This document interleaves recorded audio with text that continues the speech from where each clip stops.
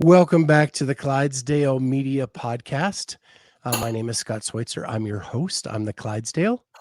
And with me is a very special guest, Bailey Rogers. Welcome, Bailey. Thank you. Thanks for having me.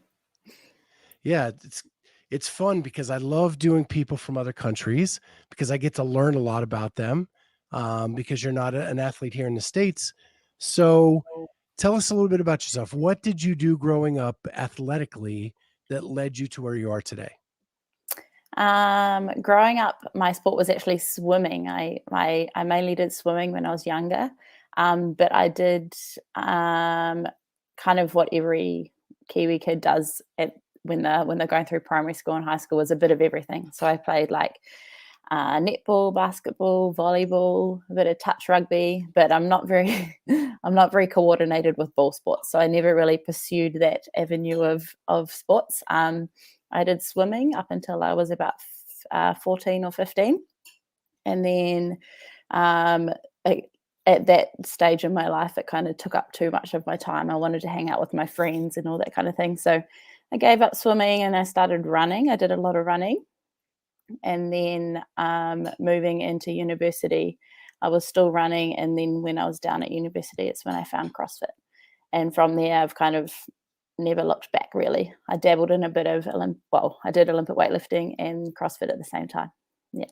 Yeah, so I have that in my notes. And what's interesting is I was a swimmer growing up as well. Yeah, nice. And I I think it swam all the way. teaches so much, like the routine that you have to have a swimmer like it is so much value to me as an adult. Like you have to have so much discipline and all that kind of thing. So I cherish that. Mum and dad made me swim for as long as they did. Yeah, for me, I swam all the way to university. So like up at 5:30 to be in the pool before school starts, and even in high school. And then after school, back in the pool. And then that didn't even count like your deck work or lifting that we did back then. So trying to manage that, school, homework, studying, all that was really good at helping someone develop the skills on prioritization, right? Exactly. Yeah. The discipline and around that was huge, especially as like a young girl or boy, right? You're 14 and what are your friends doing? They're not doing that. Right. Right. Yeah. Like the only times I ever had were Saturday nights. That Yeah. was like my time to hang out with friends. What events did you swim? My favorite race was 200 breaststroke, and then 400 IM was second to that. So I was definitely not a sprinter. I was more of like a middle distance person, a middle distance swimmer. But yeah, 200 breaststroke was my top race. I didn't Yeah, I get would have. senior nationally. I went like junior nationals, but not quite senior nationally. So I would have needed your coaching because my favorite event was in IM, Yeah. 2 and 4, Yeah. and my breaststroke was the worst stroke of the 4. Oh, yeah. I would have the lead every time going into the breaststroke, and then have to play catch up on the freestyle to try to get back in the race. Oh yeah, no. Middle part, got to make the ground. Yeah. See, I Yeah. hated the fly, so I got the worst part over and done with first, and then I was smooth sailing. Yeah. Yeah. And then I did some distance freestyle too, which I never liked. I was just good at it. Yeah. So they made Nice. me do it all the time. It's one of those things, right? Like once you know how to swim, like so I swam then, and then obviously CrossFit has swimming in it. So I do a bit like a lot of swimming for CrossFit, but you kind of get in the pool. It's kind of like riding a bike. You're like, this is amazing. I feel so good. The first 100 meters. And then you're like, oh shit. Yeah. I haven't swum for so long. My lats, my triceps, they're all going. How did I used to do this for an hour and a half every day? Yeah. And so the other thing it gives you is in swimming, almost all the practices are interval training. Mm-hmm. Right. So when you get into CrossFit, like those are my jam. Mm-hmm. Yeah. Interval stuff. Yeah. Definitely crosses over. Yeah. So you also went to university and you studied anatomy. I did. Yes. You have done your homework. I do. I do a little bit before these. Yeah. So Yeah. anatomy because you were into like sports and stuff like that, or was there something else that drove you to that? I actually went to university to become a pharmacist. So in high school I worked in a pharmacy just as like the retail side of things, and I was interested in what they were doing behind the counter. And so I went to university to study pharmacy, but I failed my biochemistry paper first year. And so that's quite important when you want to be a pharmacist. So, oh, hello, darling. That's quite important when you want to be a pharmacist. So I changed my major to anatomy. Yeah. So just because when you go to study pharmacy, you do first year health science. So you kind of do the broad range of all the sciences. And then anatomy and biology was kind of what I was most interested in. And so I took that as a major. Cool. And did that help you later on in your sports career? I guess so. Like I always say, like it's a very expensive piece of paper that took me 4 years to get, but thank you, coffee delivery man.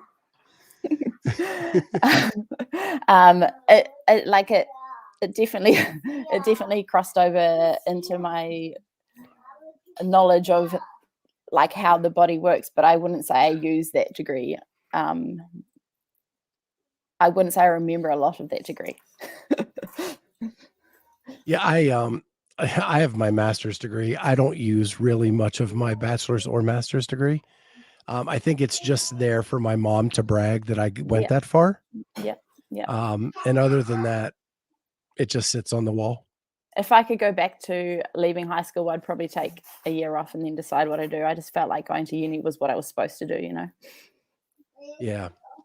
If I could So go back now, I reckon I would study psychology because I think the way the brain works is completely crazy and interesting, and I would love to know more about that. so do you know Phil Mansfield? I've heard of them. Yep, yep. Heard of Yeah, him. so he's Red Pill training coach. He was one of Sarah Sigmund's daughter's first coaches. Oh, yeah. And he is doing a show with me now, just started like a week ago, where he talks mindset and psychology. And I'm just in awe every time he speaks. All I I know. do is like start the show and let him go. Yeah, yeah. So I have a mind state mentor over here. Her name's Kate, and every time she talks to me, it literally just it makes so much sense. But I'm like, why don't we think of these things, or like just the way they break things down for us and then build? It's just crazy. It's crazy. She helps me on so many levels. Yeah, he kind of got to start by making his athletes do math problems during workouts. Oh, I haven't heard of So that. like you'd come off the assault bike and have to do a math equation and then go back to the workout because he thinks it's just as important to keep your mind strong during a workout as it is to keep your body strong. Mm-hmm. Makes sense. Um, so he has a lot of interesting theories, and I can't wait to dive into all those with him. But back to you. Um, so that I saw you got a cup of coffee. I read somewhere that you love coffee. I do love coffee. Yes. So what is the go-to? I have a long black, and I'm currently having a long black with some maple syrup in it. Just a little bit of sweetness on a Sunday morning. Maple syrup. Yeah. Do That sounds good. you want to come say hello? Oh, you did get me a coffee. Thank you, darling. Who Yes, do it we is. have in the background? Her name's Indy. So I'm currently living with my coach and his wife and their wee daughter called Indy, and they just went and got a coffee. Awesome. So have you lived with your coach? Is that just a recent thing Yeah, or it's a something you've recent done for a thing. while? Yeah. So I moved up here 3 weeks ago. So we competed at Torian last year and got pretty close, but decided that the next step to making the games was to be closer, so I could train with them, with my coach and his wife as much as I could, because I used to travel up here every couple of weekends, and spending time with them was just priceless. So moving up here seemed like the next logical and most valuable thing to do.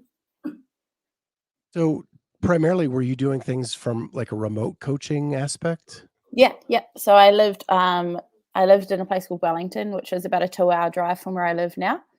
And then we just spoke on the phone every day. Yeah, it was definitely remote coaching. I train by myself like every day.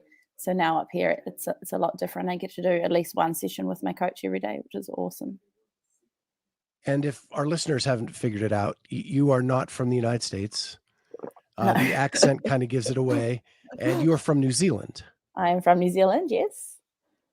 Beautiful New Famous Zealand. for Jamie Simmons Famous for Jamie and Simmons. Yahoo Serious. I don't know what that is. Yeah, you're probably too young. Only people in my age group know who that is. So Jamie Simmons, she started, so where I went to university in Dunedin, that's where I first met Jamie. She started CrossFit down there. Just as I was leaving Dunedin and she was starting CrossFit was when she snapped her Achilles. So we never really got to train together too much, but I kind of knew of her. And then next thing, she's super incredible, famous on the big CrossFit stage. So knew her from back in the day, and our friend Mikey as well. Yes. So you're living with your coach, and that is very Justin Medeiros like. Yeah. Is that who you stole that from? No. No mullets though. Yeah, no, it's very kind of them to put me up in their house. It's yeah, I'm very, very grateful for that. So how big of a change has it been getting immediate feedback on your workouts, your technique, your all of that stuff? Yeah, it's so different. So like I mentioned, I used to come up here every couple of weekends and train with them. And in those weekends, I'd always leave being like, oh, that was so good, so different. It's just having like his eyes on me to push me through those times where I'd usually be like, oh, this is hard. I need to slow down the pace on my bike or something like that. Like it's the instant feedback or the pushing through the intensity that I would otherwise, if I was training by myself in cold Wellington, I might not get. So already I've been here 3 weeks and it's made the biggest difference. I couldn't put any price on it. It's awesome. So this happened after you did the Rogue Qualifiers? Yeah. Did it? It'd be really tight. Yes. Barely the weekend after. Okay. Yes, I did the Rogue Qualifiers up here, went back to Wellington for a week, and then moved back the weekend after. Okay. Mm-hmm. Okay. So I was trying to get an explanation as to why the big jump. And we'll kind of get into kind of your history a little bit, but to go up against the people you did in the Rogue Qualifier and to do as well as you did. And there's a lot of people that don't know who you are, but you've been on the cusp for a while. That annoying little cusp. Yes, I have. Yes. I've been trying for a long time. Yeah. So let's talk about the Rogue Qualifiers. Yeah. I looked at your finishes, and 3 of them you did really, really well. Yeah. And that pesky little second WOD. Yeah. Didn't go as well as the other ones. No. Does that have something in it that's a goat of yours, or was it just you attacked it wrong? Or no, strict handstand push-ups are definitely not my strong point, which we're thrashing and we're working on. I struggle with my body position. Like I have quite a mobile lumbar spine, and so to open up at the top and get my hips open at the top, I struggle with that. So we're working on it. Yeah, okay. And my pressing strength. But yes, it's definitely it was a glaring. Obviously, I think there was 22nd place or something, so it's an obvious. I have you at 19th. Black mark on 19th. That must have been after all the changes. Yeah. Yes. So let's talk about the changes. Did you get caught up in all of the didn't read the directions correctly, judging issues? No. You were clean? Mm-hmm. I was lucky. I had all of my videos got accepted, and they didn't change any of my scores. They gave me a minor penalty for starting in the wrong place, but it didn't change my score. On the total bar clean and jerk one, I was standing in the wrong place, but they didn't change my score. but yeah, no. So I was lucky. My Gilly read all the instructions. Yeah, what I find weird is all these people read the instructions incorrectly, did not submit the video in the correct way, yet they still appear on the leaderboard. So if they beat you on other events, like say your WOD 2, some people that were disqualified actually have a placing above you and it affects your score. I know. And It's I'm not sure that's fair. no. If they're not going to be on the leaderboard at all, maybe they should take their scores off. So then the people who are up there are actually like it's a fair game kind of thing. We did discuss that. I'm sure you did. And then probably a lot of that isn't suitable for air. Yeah. Many of those discussions, yes. So the other 3 workouts, you finished 3rd, 5th, and 5th, all top 5, and you needed to be in the top 5, and I guess actually top 6. They went 6 on the women's side. So you finished 5th. What was your favorite workout in that?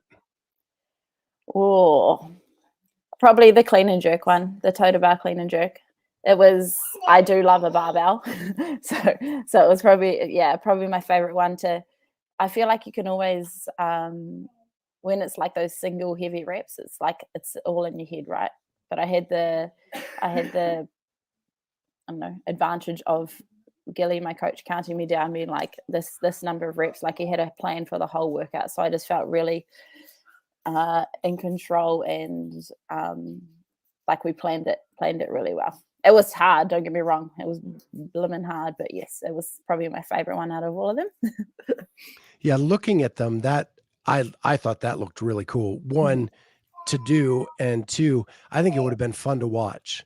Yeah. Because at the top of each minute, having to stop and do 7 toes to bar really makes that an interesting ladder. And because it got quite grippy as well, like obviously you're gripping the total bar, you're gripping the barbell. Yeah, and I think it was more tactical than most people think. Like you weren't just there trying to get as many as you can. You had to kind of think about it, like moving forwards and not go out too hot. Yeah, I like that one a lot. And that's not even the one you did the best in. No, funny. The one I got second in was the one I least enjoyed. And it's funny how that happens. Like the workouts that I am least looking forward to, I think the pressure I put on myself because I'm like, oh, it's this workout, like 20 minutes is horrendous. But then I think the pressure, I don't know how it turns around. It happened at Taurine as well at the semi-final, the big King Arthur workout. I feel like it was quite similar to that. Like I was least looking forward to it, and then I end up doing the best in it. Yeah. Yeah. I don't look forward to thrusters ever. I'm not bad at them, but I just don't like them. No, I'm on the same page. Yeah. So now you get your opportunity to go on the big stage with some of the biggest names in the sport. Right. How are you feeling right now about that opportunity? Ecstatic. I'm so excited. So after Taurine this year, we sat down and we mapped out what the next like season was going to look like, and this was the first target. And so 1, to be able to hit the qualify and actually hit the target, and then 2, to be over there and compete against these top girls is like experience like no other. Like to just be on the same and there's only 20 of us, right? It's even more like I'm going to have more exposure than I would have at the games if I was competing at the games. So I'm so excited. So excited. Yeah, I mean, I think this has a bigger network deal than here in the States than even the games does. Yeah. Right? I think this is a CBS event for the whole thing. Wow, yeah. And of course there's a strongman aspect to it too. Right. So you have both, then you have people that don't even normally watch CrossFit. They're watching you, getting exposed to the sport. I was there last year. It was a blast. Yeah. Trust me, I've watched all the YouTube videos. I'm like watching the event, but then also looking at the the outsides, like the what's it? Is it a baseball stadium? It is. Yeah, yeah, like watching that, just like trying to check out like the dugouts and stuff, just trying to make myself a bit aware of what the environment's going to be like. It looks awesome. Yeah, so it is. Just to let you know, so I was a volunteer last year. I went and volunteered on their media team so I could learn as much as I could. And my spot was actually sitting in the dugout where you, the Wow. athletes, kind of come down and wait to be Mhm. announced to go out onto the field. So that's Yeah, where my wow. station was. Great view. Yeah. And it was really cool seeing the athletes get excited about like running out with getting their name called in that stadium. It was really Yeah, awesome. top spot, nice. Are you gonna be there this year? Um, I don't think so. Okay. Yeah, we made the hard decision to be now on my own media company, and because they have such a like CBS doing it, media companies don't get much access when they're Yeah, there. right. Yeah. So it just doesn't make a lot of sense to spend the money to cover it, even though it's killing me inside because it's so fun to Yeah, be there. yeah. You could just come and Um, watch. I could, Mhm. but it's It's expensive for me expensive, because oh, it's halfway across the country for me. oh, is it? Yeah. My knowledge Yeah. of the United States isn't geography isn't that great, so I believe you. So I'm kind of top middle Oh, and yeah, it's like okay, bottom middle. okay. Decent way. Um,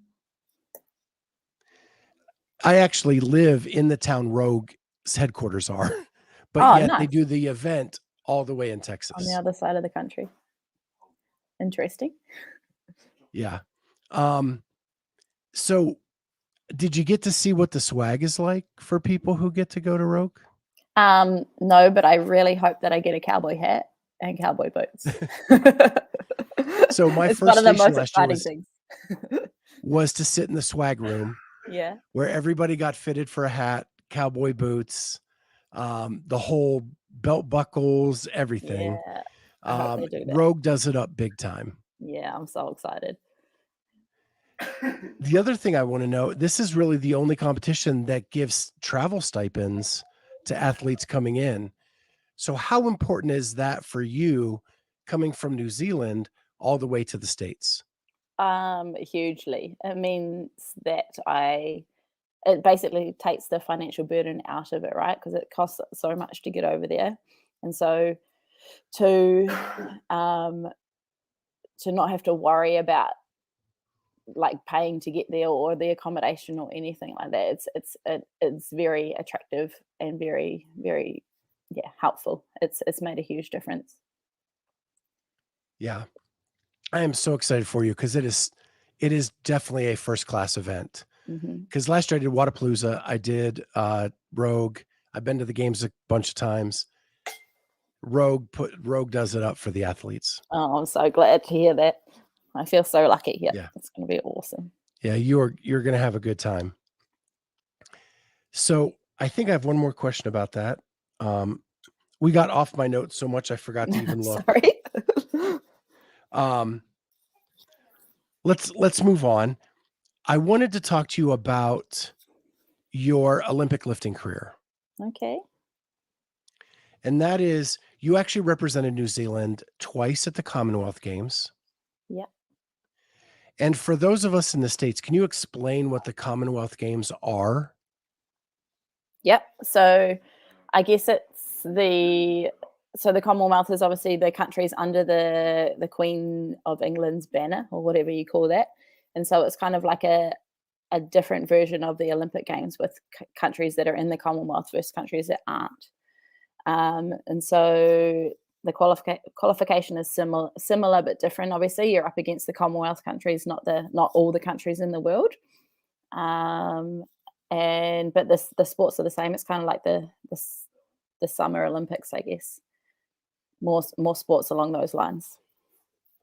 So with you competing at the Commonwealth Games, were you geared to be on the Olympic team or was that Mm, something so different? the Commonwealth Games are every 4 years. The Olympic Games are every 4 years, but they're 2 years apart. So they're staggered, so they're not within the same year.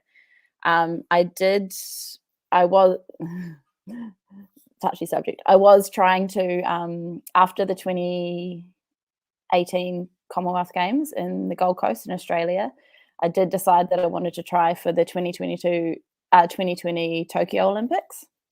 But Olympic weightlifting in New Zealand is like it's not a well-funded sport or anything like that. So it was very, very off your own back type thing. You had to go to a certain number of sanctioned qualification events all around the world. And at that stage, I was moving countries and changing coaches, and it just all got a bit too much for me. So I decided to pull out of the running for the Olympics. And this was before all of the COVID stuff happened anyway. So in the long shot of, like, in hindsight, it was a really good decision, because it would have dragged on for another 18 months kind of thing. So I wanted to, but then I didn't want to. Yeah. I actually learned we had Alex LaChance on the show, gosh, probably a year ago now. And she was the national champion at a certain weight class. Yeah. And I asked her about the Olympics, but she's like, the Olympics don't have this weight class. So she would have had to choose to like go up or down. Yeah. And if she went up, she's like, I'm not going to be competitive on the way up. And if I go down, I'm going to probably be too weak to compete. So at that point, she's just like, well, I can't do it. Yeah, exactly. So the Kiwi girl that went to the Olympics, in the weight class that I usually compete in, she got stuck in that. So she would usually be 1 or 2 weight classes lower than what she wanted to compete in Tokyo. And so she would usually be at like the 69 or 71 kilo class. She had to go up to 76 kilos to compete at the Olympics. So there was a definite deciding point for a lot of athletes when they announced those Olympic weight classes. So you mentioned the pesky cusp. You finished 4th at the Commonwealth Games. Yes. 1 spot off the podium. Pesky cusp. So another cusp event. Did that drive you to want to do it more, or is that when everything kind of broke down? No, if anything, I finished that, like, I was upset. So I missed my first 2 snatches, which were easy lifts for me. And then I got my 3rd snatch. And if I lost out on the bronze medal by 3 kilos. So I was well within my capabilities to get on the podium. I was obviously upset after that, but if anything, it made me even hungrier to be like, I can actually do this. I'm going to go for the Olympics, and that's the point that I decided to go for the Olympics, and then it all kind of changed from there. But I finished that event like, give me more, let's go. Did you choose at that point in your career to focus more on weightlifting than CrossFit? Yeah. So I've kind of bounced between the 2. I started, CrossFit was the first, CrossFit was my introduction to weightlifting. I CrossFitted first, and then my first weightlifting coach was when I was at university. Kind of, I got a coach to help me with my CrossFit. And then each coach, I've had a few weightlifting coaches, each kind of had their own thoughts on what CrossFit did to your weightlifting training. And so I have gone from doing both to only doing weightlifting to only doing CrossFit. And I have, in my mature age of 31, realized that I am a much happier athlete doing CrossFit rather than just doing weightlifting training. So other than just the focus on Olympic lifts and training the aspects of that, what is like nutrition like differently between the 2 sports? Obviously, the weightlifting is weight class based, right? So you have to be very, very aware of where you are on a kind of daily, weekly basis in terms of your body weight. But it can be fluctuated in terms of how far away you are from a competition, and if you're in like a strength building phase or anything like that. So I focus now I focus more on my nutrition now as a CrossFitter than I did when I was a weightlifter, to be honest. It was more about, and that's not to say I shouldn't have done it. It's what I've learned over the years of doing it. Like if I knew now, or if I ate now, if I ate back then how I eat now, kind of thing, or with the same knowledge and control, it would have been a different story, rather than struggling to make weight for so many years. So it's different, but I am much more in control of how I eat, or aware of what I eat now. It's amazing as we mature how much knowledge we gain and wish we would have done things differently back in the day. Right? Like so many water loads or saunas or stuff to make weight. Like it was ridiculous. But if I like my mind state mentor, Kate, she's also my nutritionist as well. And so if I had her, when was it? 40, like nearly 10 years ago, would have been a different story. So now we move back to CrossFit a little bit. You actually started, I think, 2012, and then open wise 2015 was your first open? No? No. I CrossFit actually has it started. wrong. Oh, maybe. No, I went to, back when it was regionals, went to 2011, 2012 or 12 and 13 regionals, maybe, or 11 and 12. So way back then. But I started CrossFit in 2010, and then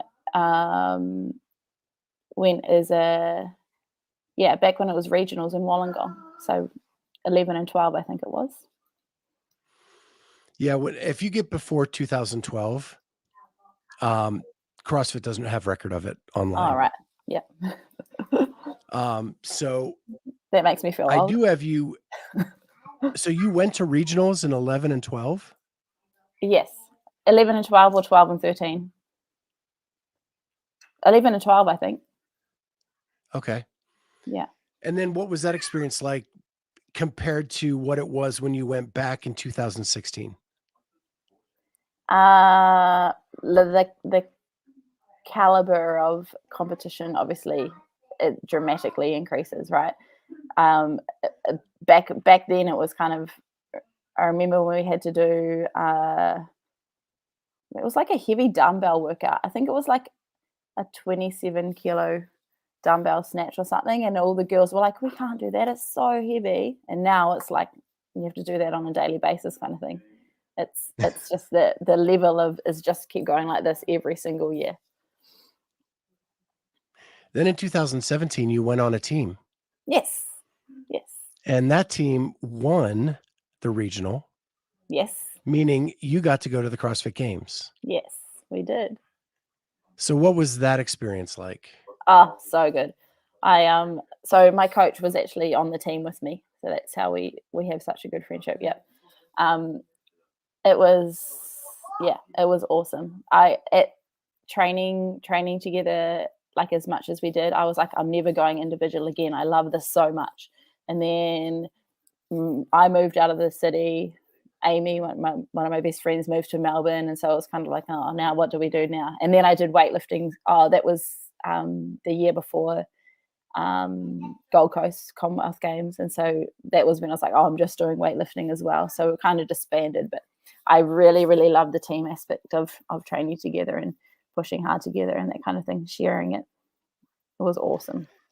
So 2017 was my first time volunteering at the CrossFit Games, and I worked North Park, where we stacked hay bales for days for you athletes to jump over. Thank you. What was your first event? What was your favorite event from that year on the team? The clean and jerk. It always comes back to the Olympic list. It always comes back to the clean. Nah, obviously I liked the clean and jerk, but I really like the run, swim, run as well. Like I like swimming. Obviously, I don't like running so much, but it was just that's one of the good memories in my head. Because we had to run with the rope, and my coach was my partner, and all I just remember him was like dragging me, basically making me run as fast as I could, and I didn't think I could, but we did. It was awesome. If you make it back to the games, would you rather have an open water swim or a pool swim? Oh, good question. Probably probably a pool swim. Like I do more training in the pool, so I would be more comfortable there. But I feel like I would also have an advantage in an open water swim because I would be more comfortable than other girls as well. How are Like you at ski erg? oh yeah, fine, fine. I would have loved to do that event. That looks so cool. It looked Yeah. like it hurt, but it all came down to that last ski. It looked awesome. Yeah, I think like open water swim is always longer, right? Mhm, So that would mhm. give you more time to stretch a gap open Yeah, yeah, than if you were that's in a pool. true. Yeah. So that would be the advantage where I could probably swim a bit longer, more consistently than in a lake than some others. Yeah, yeah. Yeah. It's a bit cold here at the Um, moment to do any ocean swimming though, so we'll work on that. yeah, so it's your winter now, right? Yeah, we've just come into spring. Okay.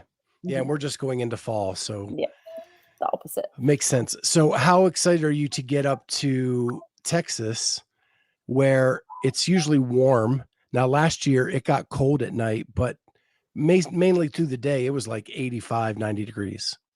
I don't know what that means, but I think Okay. what in degrees Celsius? It's probably like around 30, Oh yeah, so that's hot. 35, At somewhere the there. moment, it is 11 degrees Celsius. No, Okay. I love the heat, and so I'm really excited to get up there into some warmer temperatures for sure. But like I said, I was watching on YouTube and I saw especially the Bella complex, all the girls were out there with their hoodies and their tights on, so it looked like it got a bit cooler in the evenings last year. Mm. Yeah, it got downright cold. Oh, If did you it? were not an Like athlete, you 11 were degrees freezing. cold? It was the wind. The Oh, wind okay. was just really strong that night. Yeah. So it made it feel like really cold. Mhm. Um, so you are back to CrossFit. When did you decide that you were going to go back to individual? I know you made semis in 2021 and 22. Was that when you decided to go back, or was it during the COVID time? Um, yeah, so when Com Games were 2018, I spent kind of 2019, 2020 not knowing what I wanted to do, whether I wanted to do weightlifting or CrossFit. And then I guess maybe well, yeah, during COVID, at the end of COVID, I was actually living in Australia. I started CrossFitting again, and I was like, this makes me happy, and let's give it a go. I kind of, yeah, I wasn't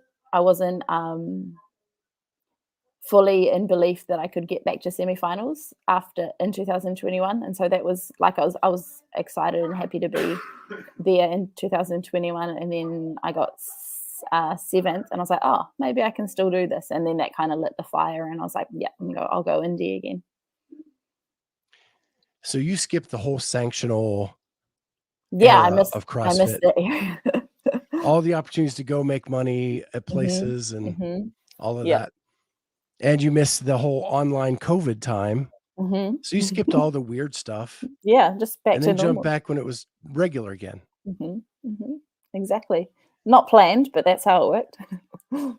So you get to Torian, which is a great accomplishment, and you were up against it is the most stacked women's division in all the semifinals. Yes. Yes.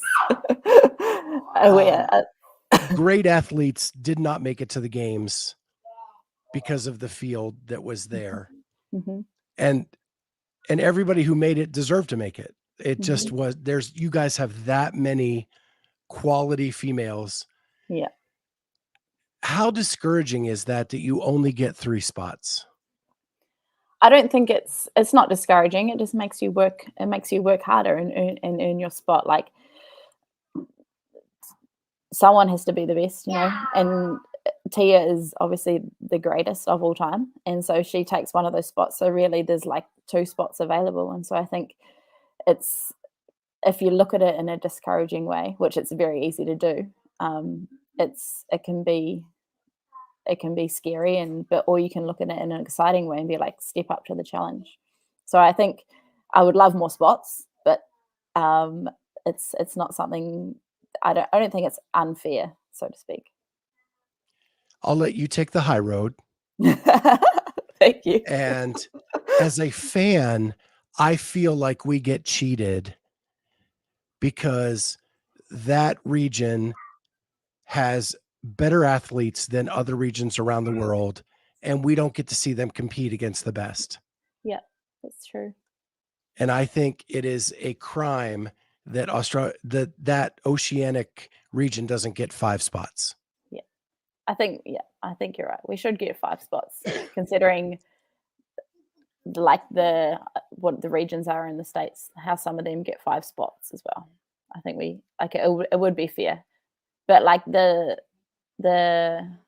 ruling around how it is decided, like the number of open entries, I don't think it should be decided on that. I sign up for the Open. I should not affect how many pro athletes get to go to the CrossFit Games. Anyway, we'll see what happens next season. Again, I'm letting you take the high road. I'll be the petty one. Okay. I want to see the best athletes on the floor. I'll earn my way there. I'll get podium. And it could drastically change this year. I mean, if rumors kind of go as they, like 2 of the people that made it may be retiring. Mm-hmm. Exactly. We don't know what's going to happen. Right. So it could change dramatically and open up 2 spots next year, or 1 spot, or none. Who knows? Nobody seems to want to tell what's going on. No.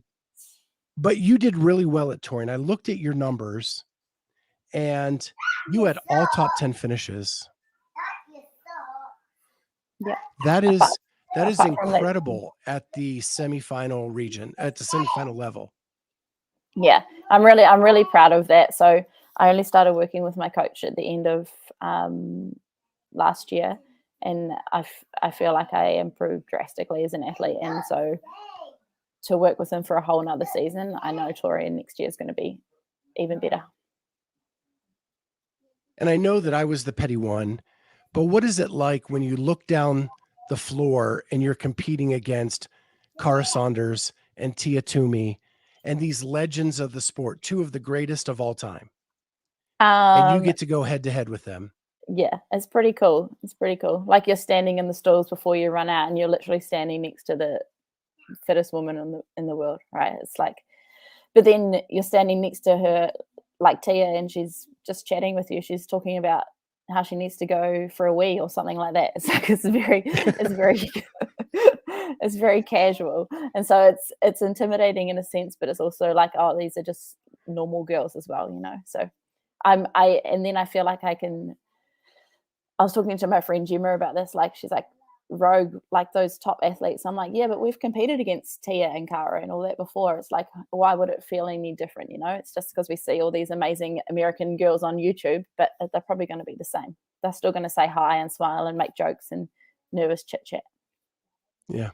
Well, breaking news: Bailey has confirmed Tia is human, that she has to wee like the rest of us. Correct. She is not a cyborg. She is a human being. Yes. And a sweetheart. Yeah. And the reason I ask that is we had Ariel Lowen on, and when she was going head to head with Tia in that Elizabeth Elevated at the games this year, like, her big concern was, are people getting pictures of this? Because this is a once in a lifetime where I am going, you know. Can you take a picture? I'm in front of Tia. Yeah, I saw that interview. Very funny. Yeah. So, so you just finished outside on the cusp at Torian. You have moved to be with your coach, and now you qualify for Rogue. So you're already making progress from where you were last year. How excited are you for the upcoming season, and what does your off season look like? I feel like I'm in the best position I've ever been to try and qualify for the CrossFit Games. I feel like everything I've done I've literally changed my life to work towards this. I've moved to a different city to be with my coach. So I've put everything I can into this because it's my ultimate goal. My off season has been very targeted. So we actually qualified for last chance qualifiers, but decided not to do it. We decided to make the most of the off season and work on things like my strict handstand push-ups, just the things that we needed to thrash and get to bring up a level. So it's been very targeted off season, and then there's obviously a game plan moving forwards to what the next few training cycles look like leading up to the Open, but it's going to be the best one yet. So is this your one and only off-season competition? Like big one? Big one. So I'm doing the New Zealand Nationals, which is the biggest one here as well. Biggest one in New Zealand. That's in December, but this will be the only international one I do, yeah. Okay. What about the Down Under Throwdown? The Down Under CrossFit Champs, yeah, that's that the one there's a lot of that T is going team in. Yeah, there's a lot of big names going. No, we're not going to do that. Okay. Yeah. Cool. So there was like a roadmap of like I said, a roadmap of the events we were targeting, and Rogue was the first one on that roadmap. Whatappalooza was, but we decided just to focus on getting towards Rogue rather than doing the online qualifiers for that at the moment. Yeah, it's probably, I've talked to some athletes who they said they did too many off-season comps last year, yeah, and regretted that when they got into the season. Mm-hmm. That's the thing. Like we mapped out the training cycles and stuff, and if you go like Rogue and then Down Under CrossFit Champs and then Whatappalooza, they're like month after month after month, so you don't really get a proper training cycle in. It's too much out of the targeted training that we're doing. So what is your goal at Rogue? Is it going to be a learning experience, or do you have a set goal in mind? Excuse me. I would say, yeah, that you can't get competing against those girls. You can only get the experience by being there, right? So it's going to be in that extremely elite, high level performing environment. That's the experience I'm going for. And obviously to put my best effort in, like I say, I'm most proud of I'm really proud of my efforts at Torian because it was literally the best efforts I could do. So I can't not be proud of that. And so if I leave Rogue feeling the same way, that's all I can ask for. So you've said to me repeatedly that your favorite events are the big heavy barbells. Rogue is known for being kind of more of a power output type event. Mm-hmm. To me, that sounds like it's right down your alley. Do you hope that it falls that way, or do you really want to see how you're doing in other areas of your training? Yeah, I would like to. Like I've been working so hard on my things that I've needed to work on. So it'll be nice to see if I've leveled up to like how I move the barbell. But obviously, I would like to get a few heavier, more powerful things in there as well. A good balance, not too much. Not too much. What will I say? They can leave the running out of it if they want to, even though I have been working on my running. Well, the biggest run last year was up that hill. Yes, with the sandbag. Oh. And that was like, I don't think television did that justice. It was so steep. We went to get our picture taken on it, the volunteers. And when we sat down, we slid down the hill. It looked rough. Like that's how steep it was. But the girls were like climbing with their hands on their knees. It must have been. It was insane. But if they say Saturday night we're doing a 1-rep max clean and jerk, you won't be sad? No, I won't be sad about that. I won't be sad. Definitely not. Under the lights in Texas? Oh, how cool. How cool would that be? They can bring back the Saturday night barbell complex. I'm keen for that. Awesome. So my last question is, you finished Rogue, you're proud of your performance. How are you going to celebrate in Texas your event finish? Well, my boyfriend's actually coming over from Lebanon. He's working in Lebanon at the moment. And so him and my coach, I'm sure we're going to go out for some, what do they do? Barbecued meat. Yes. Is that what they do? Some good food. They call it smoked meat. Yep, smoked meat. Go have some good food. Just, I don't know, relax for the night and then spend the next couple of days with my boyfriend. That's how I'm going to celebrate. Well, I have to tell you, when I was in Austin last year, the tacos were the best I have ever had anywhere. All right. I'll find some tacos. I do love some Mexican. Yeah. I've tasked unreal. I've tasked my boyfriend with the activities that we do for the few days after the comp. So I'll tell him to put tacos on there. Yeah. Yeah. They call it Tex-Mex there.